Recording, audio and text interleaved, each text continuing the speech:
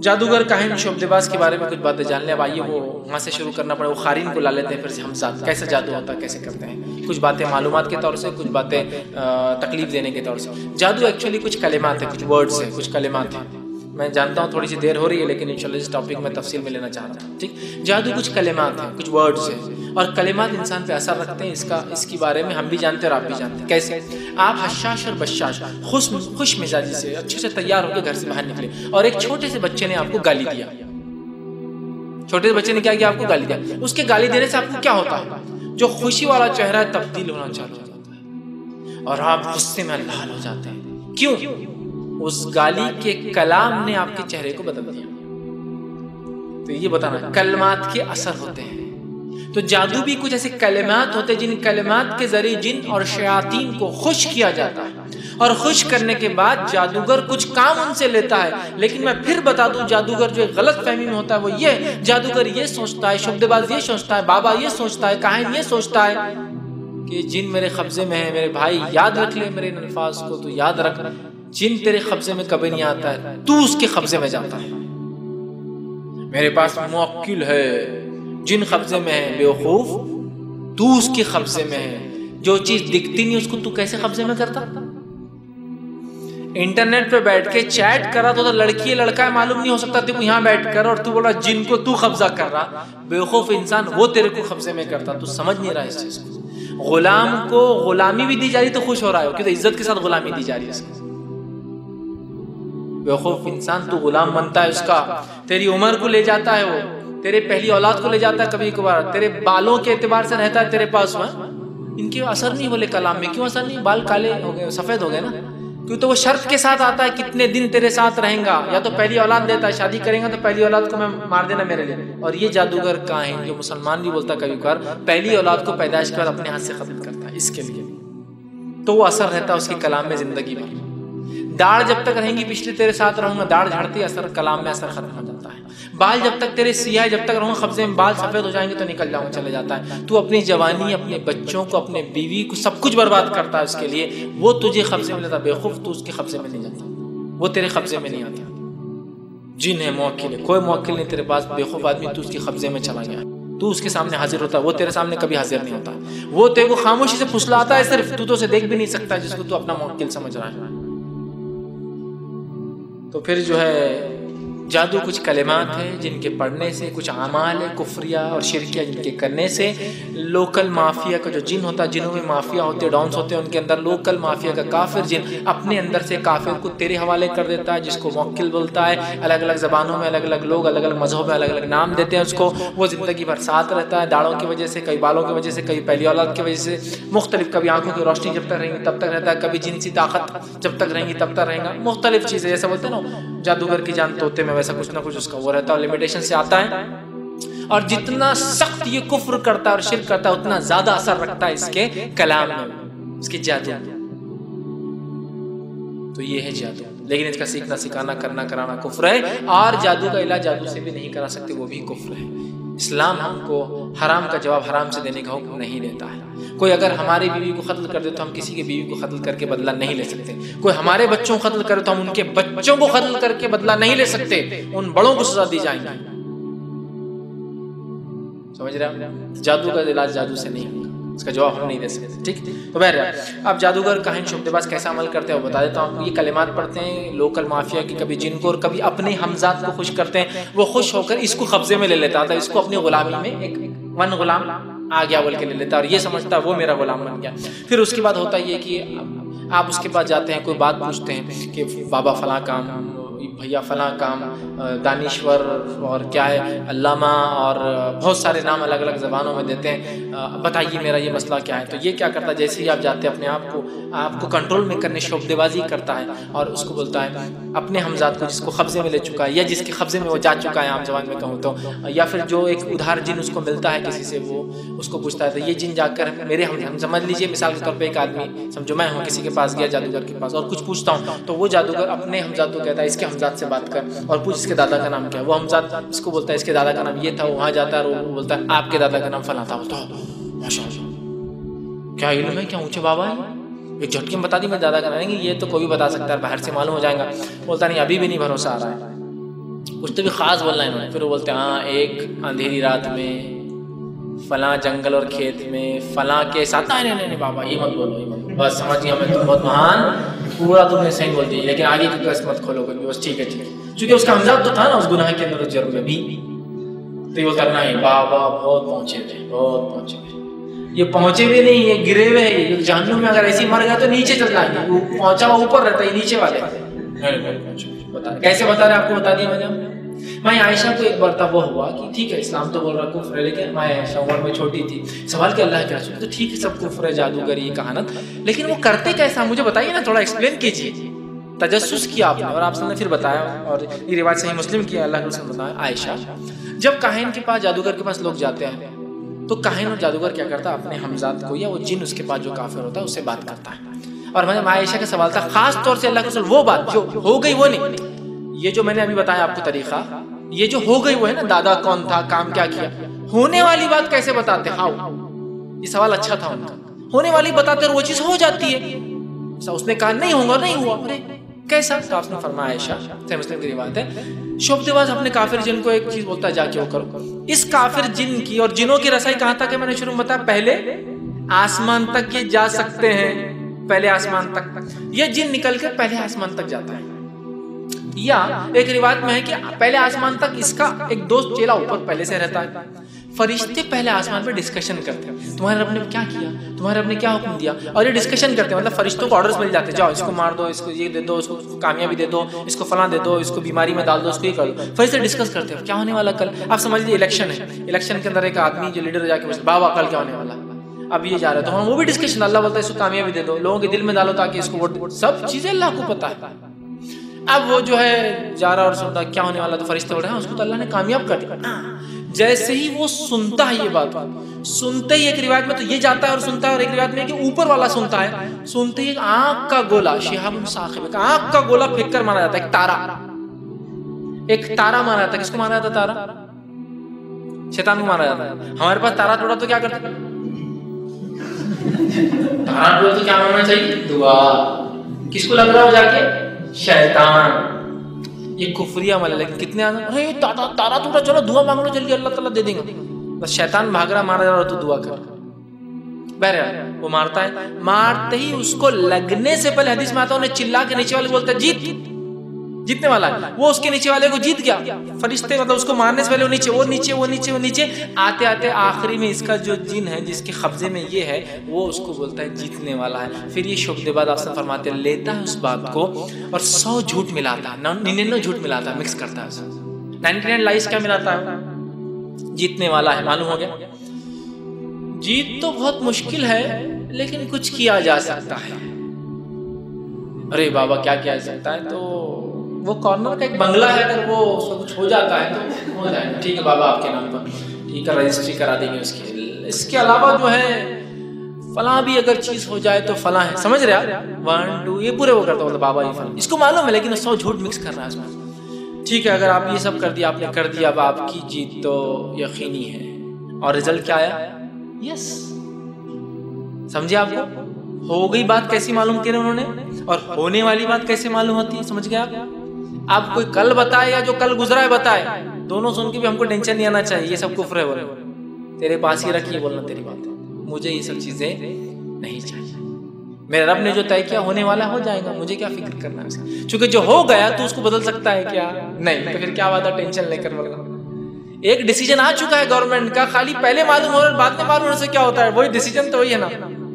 ये जादू कुफ्र है, इससे अकीदे बर्बाद होते हैं, और इन जादूगरों को जादू करने के लिए शिर्क भी करना पड़ता है, और बहुत सारी बार अपने मानने वालों से शिर्क भी करवाते हैं। तो ये 100 बातों में एक सच होता है, 99 झूठ मिला के आपके अक्लों से, जहन से, माल से, और मैं ज्यादा नहीं कह रहा हूं, बहुत कम कह रहा हूं, आपकी इज्जत और आबरू से भी खेलते हैं। समझ रहे आप? इज्जत और आबरू से भी खेलते हैं, जिसके वाक़यात अगर मैं आपको बताऊंगा, जिसकी संगीनी आपको सुनाऊंगा, तो आप यकीन भी नहीं कर पाएंगे, यकीन भी नहीं कर पाएंगे। मालूम ऐसे ऐसे वाक़यात हुए और ऐसे ऐसे हालात हुए। ये इज्जतों से भी खेलते हैं औरतों की, बहुत खतरनाक याद रखिए, इनसे बच के रहिए। सब चीज़ों को आपको दुनिया और आखिरत बर्बाद कर देते। तो पता चल गया अब कैसा होता है तमाम चीज़ें, जो गुजर गया उसका इल्म, जो होने वाला कैसे देते हैं। अब आइए आप फरमाते हैं, ऐ आयशा, जो काहिन के पास जाए, ये ऐसे काम करने वाला, और उससे कोई चीज़ मालूम करे, ठीक है, कोई काहिन के पास जाए और कोई चीज़ मालूम करे, उसकी 40 दिन की नमाज कबूल नहीं होती। कहाँ जा रहे बाजी तुम? मैं फाल खोलने जा रही है। मैं तो नहीं खोलती, लेकिन साथ चलती मैं तुम्हारी। 40 दिन की तेरी भी नमाज गई, उसकी भी नमाज गई। कहाँ जा रहे भाई? तुमने भाई अपन तो नहीं करते हो, सब गलत है, अपने सुन लिया, फैज भाई का लेक्चर भी सुन लिया, अपने मालूम, लेकिन तू चलो ना, खाली सुन लेता चल। 40 दिन की नमाज गई तेरी भी। और आपने फरमाया जो काहिन के पास जाए, शब्दबाज के पास जाए, और जो उसने कहा उस पर यकीन कर ले, उसने कुफ्र किया जो मोहम्मद पर नाजिल हुआ, वो काफिर है। और हदीस में अल्फाज है, उसने कुफ्र किया जो मोहम्मद पर नाजिल हुआ। उनजिला अला मोहम्मद पे नाजिल, उसमें क्या नाजिल हुआ? कुरान और हदीस, शरीयत नाजिल हुई, वो काफिर है। करेंगे आप फाल खोलते, खोलो जाओ। शब्दबाजों के पास जाए, किसी का तरक्की को रोकते, रोक के देखते। अल्लाह ने जो फैसला दिया वो तो तुम कुछ नहीं कर सकते हो। हलाल माल को खामखा जाया कर रहे हो, और कुफ्र और अपनी जहन्नम क्या खुद तैयार कर रहे हो, खुद तैयार कर रहे हो। किसी ने तुमको तकलीफ दिया तो तकलीफ के बदले बात की जा सकती है, सब्र किया जा सकता है, आखिरत का इंतजार किया जा सकता है। यह तरीका नहीं बदला लेने का। और अक्सर जादू तो सिर्फ तकलीफ देने के लिए, जलन हसद की बुनियाद पे किए जा रहे हैं। ठीक है, तो आप बात को समझ। अब आइए, वो खून की तरह दौड़ता है ना, उसकी भी तफसीलात ले लीजिए। उमर इब्न खत्ताब रज़ी अल्लाह अन्हु के दौर में, नहीं मैं जो सोच रहा था वो भी बाबा को मालूम, इतने महान है। ठीक है, ये तो पिछला, ये तो जो होने वाला है, वो जो सोच रहा हूँ बाबा को वो भी मालूम। बाबा के पास गया और मैंने दिल में सोचा, बहुत कमीना बुड्ढा दिख रहा है, इतने क्या करेगा, खड़ूस फला। और बाबा मेरे को बोल रहे, बेटे मेरे को खड़ूस बुड्ढा और कमीना मत बोलो, महान है बाबा, ये तो दिल में सोचा था मैंने, और आपने बोल दिए महान। बस मैं तो उसी दिन कायल हो गया बाबा का, ज्ञानी है, तांत्रिक है, पहुंचे हुए है। एक झटके में दिल की बात, ये तो चलो पिछले की बात थी, जो होने वाला, दिल की बात, आइए वो कैसे मालूम होती है, वो भी वजाहत कर देता हूँ। नबी अकरम सल्लल्लाहु अलैहि वसल्लम ने फरमाया, शैतान इंसानी जिस्म में खून की तरह दौड़ता है, खून की तरह दौड़ता है। नबी अकरम सल्लल्लाहु अलैहि वसल्लम के ज़माने में उमर इब्न खत्ताब का अल्लाह के रसूल, एक लड़का है जिसके बारे में जो आपने दज्जाल की सिफतें बताई है उसमें है, उसके माँ बाप यहूदी है, वो पेट में माँ के 11 साल रहा पैदाइश से पहले। अब नॉर्मल 9 महीने रहते ना बच्चे, 11 साल रहा। आपने जो जो सिफत है उसमें सब है। तो कहा चलो, आप सल्लल्लाहु अलैहि वसल्लम उमर छुपते छुपते ऐसा एक एक झाड़ के, खजूर के झाड़ आने लगे, और ये लड़का सो रहा था आँख बंद करके। तो इसकी वालदा यहूदा ने देख लिया और कहा, अबुल कासिम तेरा पीछा कर रहे हैं। तो लड़का उठ के बैठ गया, झूले में लेटा हुआ था, 2 झाड़ों को बंधा, उठ के बैठ गया। आप सल्लल्लाहु अलैहि वसल्लम उमर आया, तो उमर ने कहा अल्लाह के रसूल कत्ल कर दो। तो अल्लाह के रसूल ने कहा, उमर अगर ये दज्जाल है तो तुझे कत्ल नहीं कर सकता है, तेरे बस की बात नहीं है, समझ, और नहीं है तो फिर मार के क्या फायदा, लेट इट भी, छोड़ दो। और मेरे होते हुए दज्जाल आए तो मैं काफी हो जाऊंगा, तुम लोगों को जरूरत नहीं। आप समझ के पास गए और कहा क्या देखता है? तो कहा पानी पर अर्श देखता हूँ।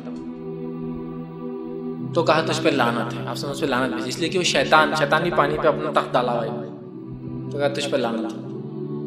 उसके बाद कहा तुझे जो है कैसा लगता है? तो कहा कभी अच्छा लगता है और कभी, मतलब कभी ईमानी कैफियत, कभी कुफ्र की कैफियत। फिर आपने काफी लंबा कलाम।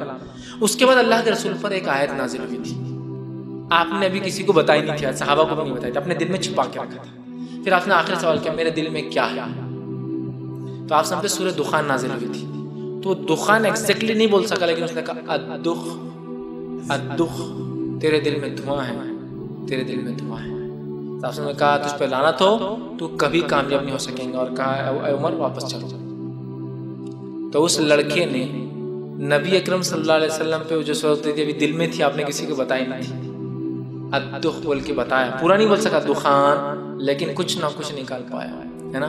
यही होता है जब आप जो सोच रहे हो, क्या करता है शब्दबाज, जब आप उसके पास जाते हैं, चूंकि उसी अकीदे से जाते हैं, उसका जिन जो है वो आपके साथ खून में दौड़ता है और खून दिल से ही गुजरता है।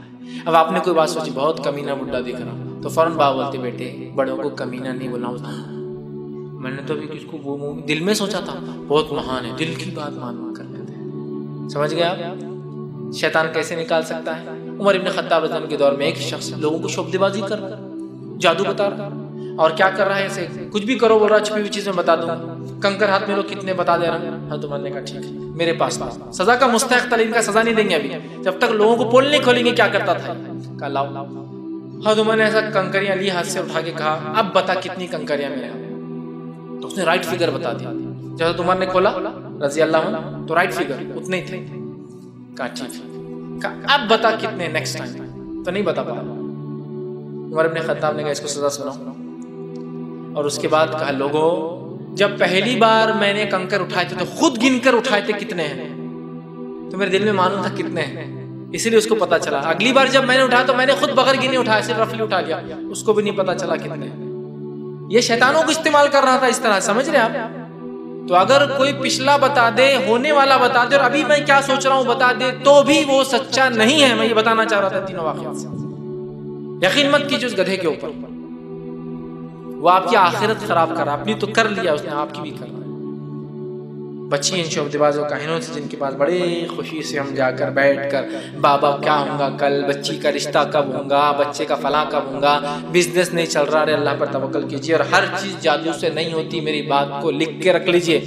ठीक है, अरे जादू दिख रहा, बर्तन लगा रहे जादू दिख रहा, कमाई नहीं हो रही। अरे जाता का 12 बजे दुकान खोलता तो कमाई कहां से होती उसकी? कमाई नहीं हो रही। 12 बजे दुकान खोलेगा, जाके सोते पड़ा रहेगा दुकान पे, गेम ही खेल रहा, एंड्रॉइड ही लेके पड़ा हुआ दिन भर, तो कहां से कस्टमर आ खड़ा, हाँ रुको अभी एक आखिरी चल रहा शॉप, फिर कमाई नहीं हो रही। कोशिश तो करो, अल्लाह रब्बुल इज्जत लिख चुका है तकदीर में जो मिलना है। कोशिश नहीं करेंगे, गधों के ऐसा पड़े रहेंगे तो क्या अल्लाह देंगे आपको? कोशिश करो।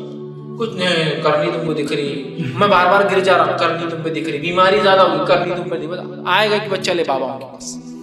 तकदीर भी कोई चीज है मेरे भाई और बहन, जादू होता मैं इनकार नहीं, तकदीर भी कोई चीज, हर चीज जादू से नहीं होती ना। तकदीर भी कोई चीज है, तकदीर पर ईमान लाओ, जैसे उस पर ईमान लाने का हक। ठीक है, उसके बाद जादू होता है तो इलाज भी है। अब जादू का इलाज क्या जादू से कर सकते? नहीं, हराम है और कुफ्र है, इस बात को याद रखिए। जादू का इलाज जादू से नहीं कर सकते, हराम और कुफ्र है, बात याद रखिए। अब जादू का इलाज कैसे करेंगे? तो जादू का इलाज जो है हमें जो है कुरान हदीस से करना है। नहीं नहीं नहीं, वो तो बहुत मुल्ला है, हाफिज साहब है, आलिम साहब है, मुफ्ती साहब है, अल्लामा साहब है, बाबाओं के बाबा, बाबा स्क्वायर, बाबा थ्राइस, बाबा 4 टाइम, बाबा रेस्टोरेंट, बहुत बड़े बाबा है। कुरान हदीस का ऐसा मुताल्ला, एक टांग पे कुरान पढ़ते, दूसरी टांग पे दूसरा कुरान पढ़ते, कुरान हदीस के अलावा तो कुछ हटता नहीं उनके मुंह से, वो कैसे गलत हो सकते? और उनके तो 100 मौकिल, 1000 मौकिल है। मेरे भाई ये तो सबसे बड़ा मसला है। नबी अकरम सल्लल्लाहु अलैहि वसल्लम ने मौकिल से कभी काम लिया? हालांकि उस दौर में तो काफिरों की मुखबिरी बहुत अहम थी। मुनाफिक कौन है मालूम करना था, इनकी खुसखुसाहट, इनकी चालबाजियां क्या चल रही मालूम करना बहुत जरूरी था कि काफिर क्या चाल चल रहे मक्का के में। जाओ जिनो, जाओ पता करके लाओ मेरे से मोमिन जिन। राज़म बोला मेरे मौके लिए 10-15 मोमिन जिन, और आपके लिए क्या नामुमकिन था भाई? अल्लाह चाहता तो अल्लाह जिनों की फौज खड़े कर देता था। तो ये मौकिल रखना किसकी सुन्नत है मुझे बताओ? नबी अकरम सल्लल्लाहु अलैहि वसल्लम एक जिन को बांधते झाड़ से, फिर बोलते मुझे सुलेमान की दुआ याद आ गई इसलिए छोड़ दिया, तो तुम कौन होते उसको मौकिल बनाने वाले? इसलिए कि उनकी अपनी आज़ादाना जिंदगी है, उनके जिंदगी में इंटरफेरेंस करना हमारे लिए दुरुस्त नहीं है। और नबी अकरम सल्लल्लाहु अलैहि वसल्लम और सहाबा और ताबईन, तबे ताबईन, सलफ सालिहीन और हमारे इमामों के पास किसके पास भी कोई मौकिल नहीं था, लिहाजा आपका ये रखना दुरुस्त नहीं है। आप इंटरफेयर करें उनके वर्ल्ड के अंदर, उनकी दुनिया में जिसको आप देख नहीं सकते, और आपको वो घुमाता है, तो जिनों को रखकर इलाज करना भी जायज नहीं। जिनों को रखकर भी इलाज करना जायज नहीं। किससे इलाज करो? ऐसे मालिज से जो कुरान हदीस का पाबंद हो, कुरान हदीस के मुताबिक इलाज करता हो, ना आपको कोई तावीज देता हो, ना कोई गंडा देता हो, ना पुराने इस्तेमाल किए और पसीने के कपड़े मंगाता हो, ना गंदी चिंदी और गंदी चीजें आपकी मंगाता हो, ना किसी के घर की मिट्टी या खबर की मिट्टी नहीं मंगाता हो। आपकी माँ का नाम नहीं पूछता आपसे इलाज करने से पहले, आपको लिख लिख के तावीज गंडे और जलाने और चिपकाने और ठोकने और पीने और लगाने नहीं देता। ये सब जादूगरों की अलामत है, ये सब जादूगरों की अलामत है। समझ रहे आप बात? नहीं वो पुरानी चिंदी लाए तो मैं, सब जादूगरी की अलामत है। माँ का नाम पूछते क्या जरूरत है? हम दुनिया में अपने बाप के नाम से पहचाने जाते और आखिरत में अपने बाप के नाम से पहचाने। क्यों माँ का? इसलिए कि वो रिस्क नहीं लेना चाहता है ना। जादूगरी उलट जाती है उसकी, अगर बाप का नाम पूछा और बाप वो नहीं हुआ, माँ तो वही होती है कभी भी, इसलिए माँ का नाम पूछता है। समझ रहे आप? तो ये सब जादूगर है। किताब और सुन्नत का हामिल आपका सिर्फ इलाज करता कुरान हदीस से, उसको ना आपके बाप के नाम से कोई मतलब है, ना आपकी माँ के नाम से, ना आपके कपड़े से, ना आपकी चिंदी से, ना आपके किसी पैसे से, ना रुपये से। वो आपका खालिस इलाज करता है कुरान हदीस के मुताबिक, पढ़कर उसको दम करके, और बातें जो साबित है, और कुछ बातें जो तज्जिए से, तज्जिया समझते हैं एक्सपेरिमेंट से उसको पता चली है। इसलिए कि कुरान में रूहानियत और रूहानी बीमारियों का तो मुकम्मल इलाज है, लेकिन कुरान में जिस्मानी बीमारियों का भी इलाज है, लेकिन उसको तज्जिया एक्सपेरिमेंट करके मालूम करना होगा। अल्लाह ने कुरान में फरमाया वनुनज़्ज़िलु मिनल कुरानी मा हुवा शिफ़ाअ व रहमतुल लिल मोमिनीन, हमने कुरान को नाजिल किया और उसमें शिफा रहमत है। तो मिनल कुरानी का लफ्ज़ है, पूरा कुरान तो रूहानी बीमारियों के लिए, निफाक के लिए, कुफ्र के लिए, शिर्क के लिए, हसद के लिए इलाज है, लेकिन मिनल कुरानी कहकर ये बता दिया इसमें फिजिकल बीमारियों का भी इलाज है। मिन उसमें से, पूरा तो है ही लेकिन उसमें से, तो वो तो है उसका एक्सपेरिमेंट तज्जिया। तो बहुत सारे उलमा तज्जिये से निकालते हैं, याद पढ़ने से ये असर होता है, जिन पर ये असर होता है, जादू टूट जाता है, फला होता है, तो उसको रिपीट करते हैं। तो ऐसा तज्जिया एक्सपेरिमेंटेड भी अगर कुछ लोगों ने किया जो कुरान और हदीस के हामिल हो, उनसे आप इलाज करवा सकते हैं।